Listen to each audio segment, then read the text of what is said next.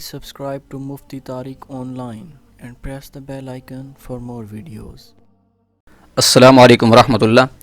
سوال پوچھا گیا ہے کہ کیا عورت ریزر یوز کر سکتی ہے؟ غیر ضروری بالوں کے لیے عورت کے لیے ریزر استعمال کرنا جائز ہے یا نہیں؟ اس حوالے سے شرعی رہنمائی کر دی جائے۔ دیکھیں، سب سے پہلے تو اس بات کو ذہن میں رکھیں کہ شریعت میں 40 دن کے اندر غیر ضروری بالوں کا کاٹنا، یعنی زیر ناف بال کاٹنا، بغلوں کے بال کاٹنا اور اس کے ساتھ ساتھ ناخن کاٹنا یہ واجب ہیں۔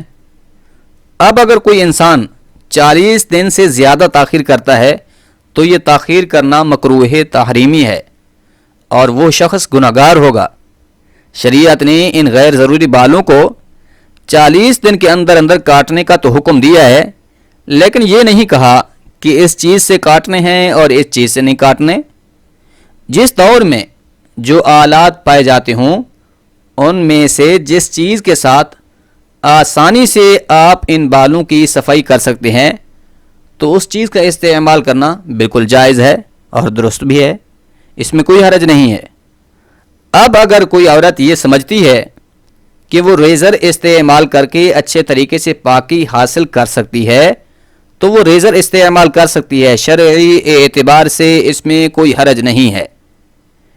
یہ جو بات لوگوں میں مشہور ہے کہ اگر کوئی عورت لوہے کی چیز استعمال کرے گی، یعنی ریزر، استرا یا بلیڈ استعمال کرے گی تو مرنے کے بعد اس کا جنازہ بھاری ہو جائے گا، تو یاد رہے شریعت میں اس بات کا سرے سے ہی کوئی وجود نہیں ہے۔ یہ من گھڑت اور جھوٹ پر مبنی بات ہے۔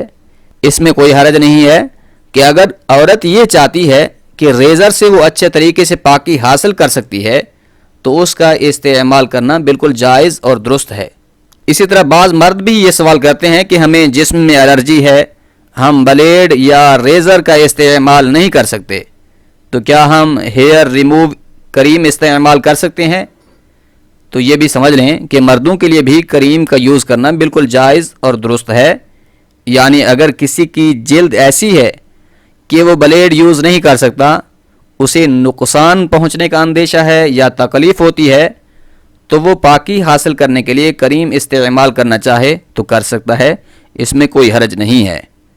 لہذا خلاصہ یہ ہے کہ اگر عورت ریزر استعمال کرنا چاہے پاکی حاصل کرنے کے لیے تو کر سکتی ہے، اسی طرح اگر مرد کریم یوز کرنا چاہے تو وہ بھی کر سکتا ہے، مگر شریعت کا حکم یہ ہے کہ 40 دن کے اندر ہی پاکی حاصل کر لی جائے۔